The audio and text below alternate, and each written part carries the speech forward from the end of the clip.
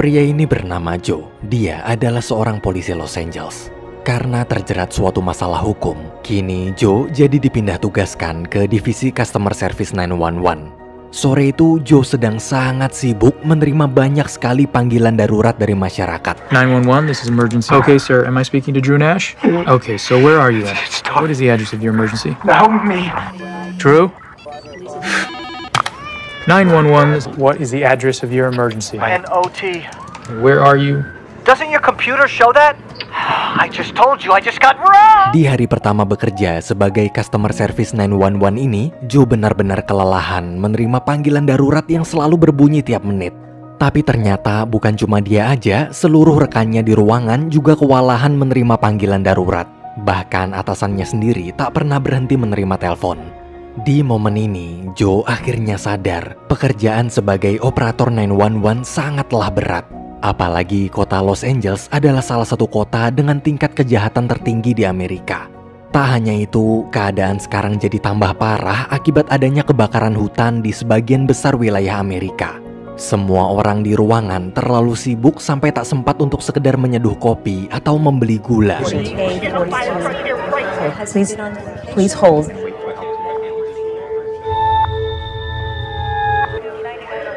Can you have her try and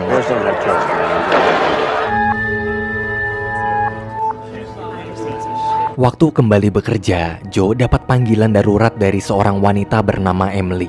Di telepon itu, Emily terdengar menangis sambil bicara tak jelas. Joe yang merasa aneh pun berencana menutup telepon tersebut. Tapi tiba-tiba terdengar suara seorang pria.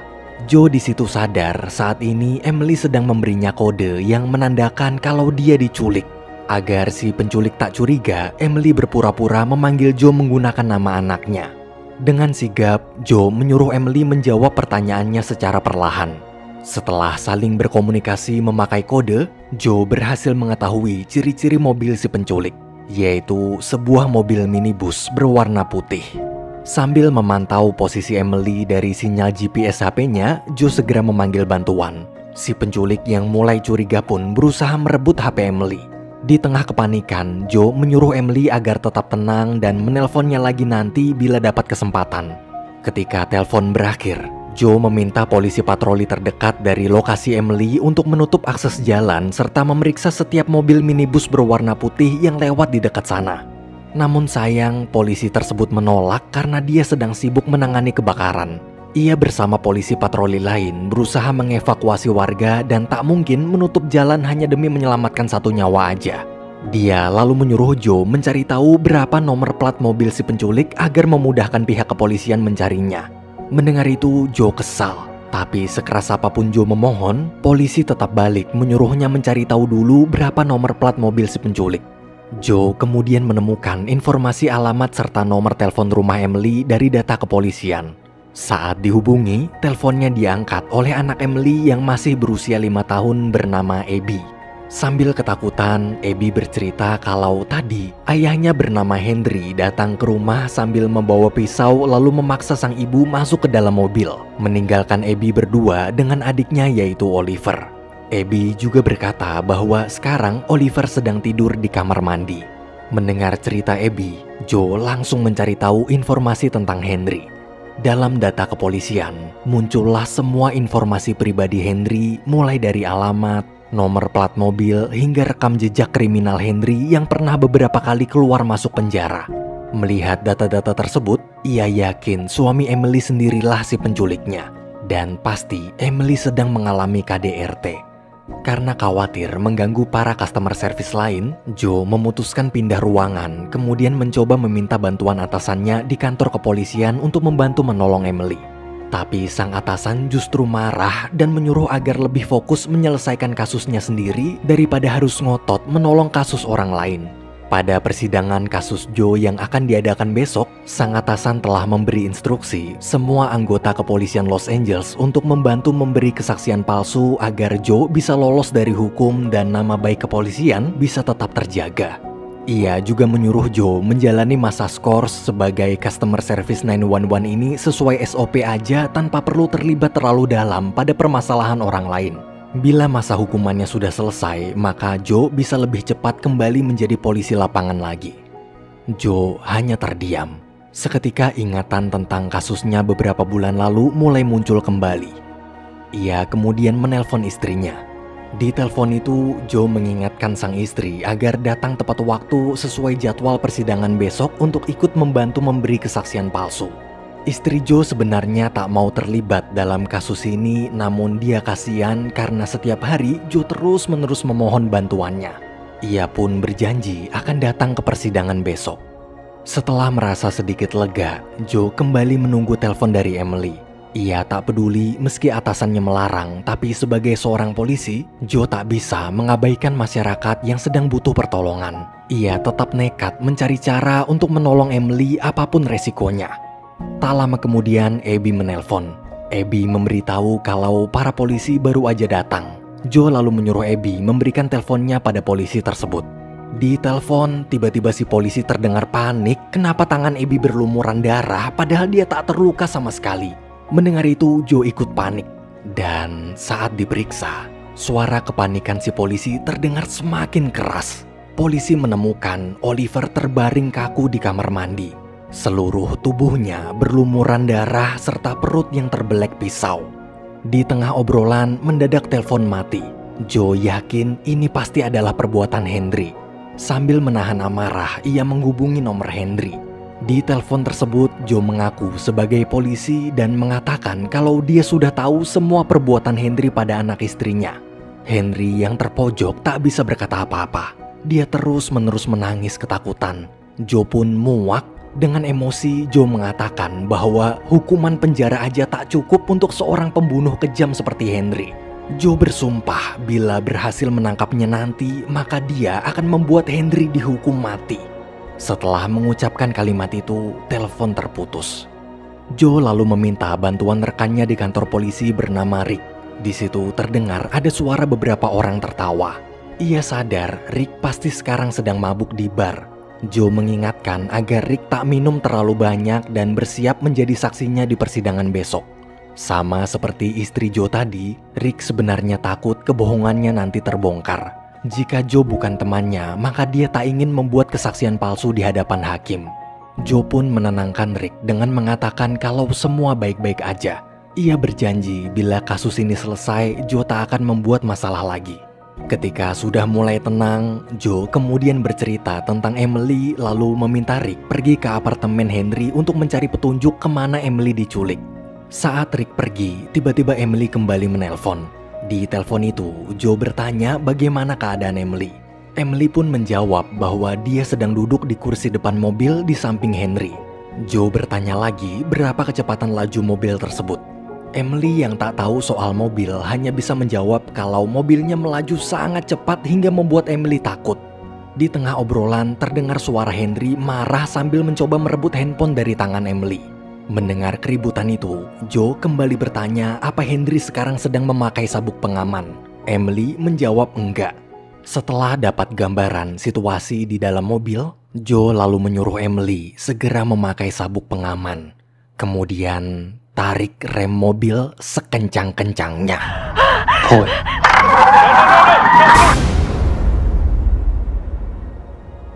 Telepon terputus.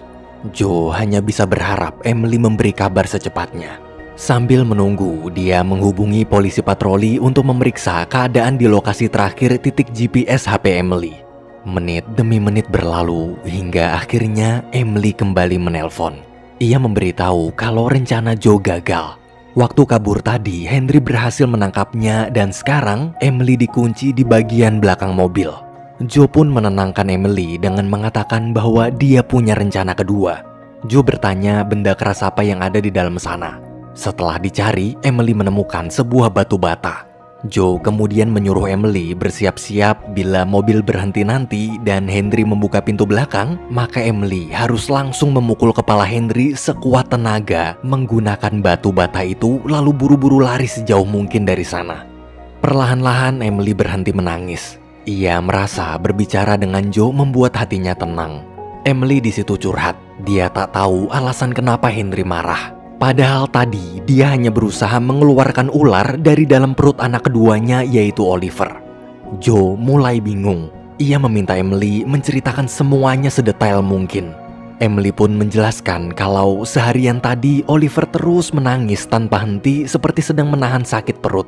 Karena kasihan melihat anaknya kesakitan, Emily memutuskan untuk membelah perut Oliver. Dan seketika itu juga Oliver berhenti menangis. Betapa lega hati Emily, kini anaknya bisa terbebas dari rasa sakit. Mendengar semua cerita tersebut, Joe terdiam. Ternyata dugaannya selama ini salah. Mendadak terdengar suara Henry membuka pintu belakang mobil tempat Emily dikunci. Sesuai rencana, Emily memukul kepala Henry dengan batu bata.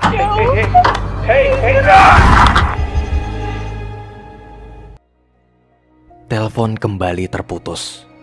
Tak lama kemudian Rick menelpon dan mengabarkan bahwa dia berhasil menemukan petunjuk setelah menggeledah barang-barang di rumah Henry.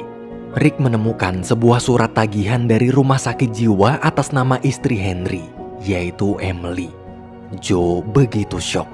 Dengan gemetar, dia mencoba menghubungi Henry.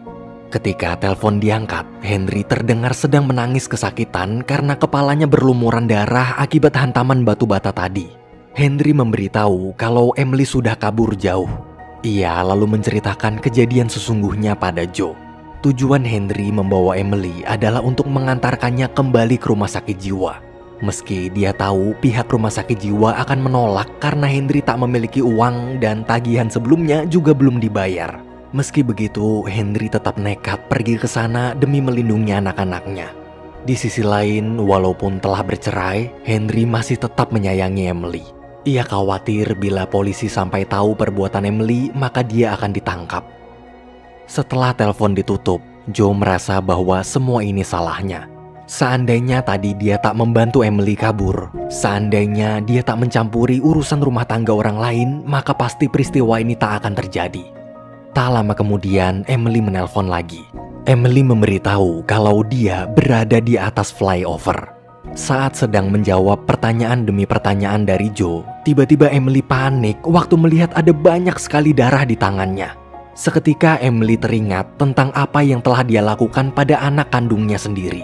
Ia terus menangis menyesali perbuatannya sambil berulang kali berkata, dia tak layak hidup di dunia ini lagi.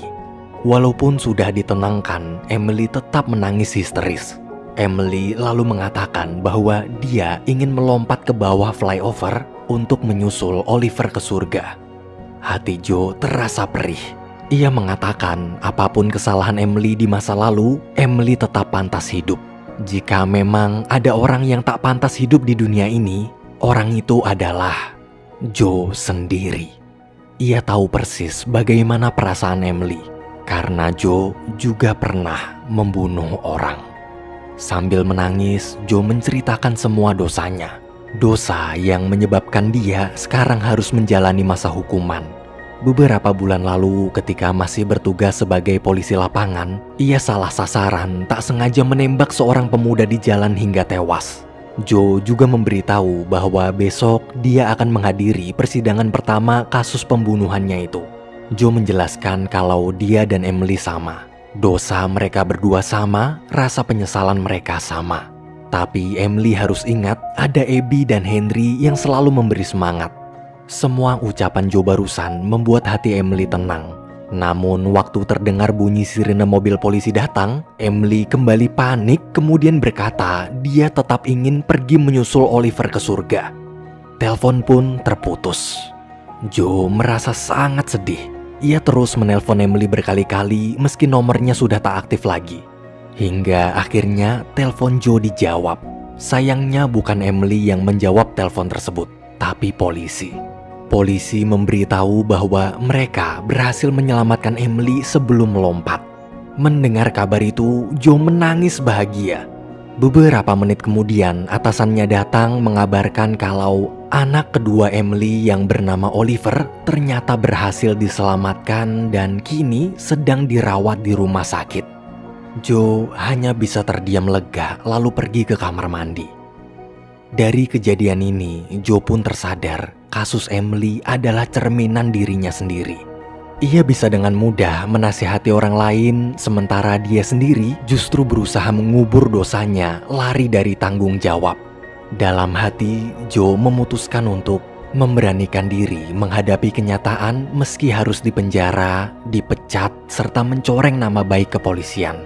Ia tak akan lari lagi.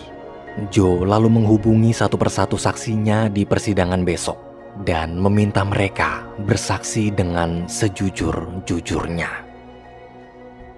Film pun berakhir.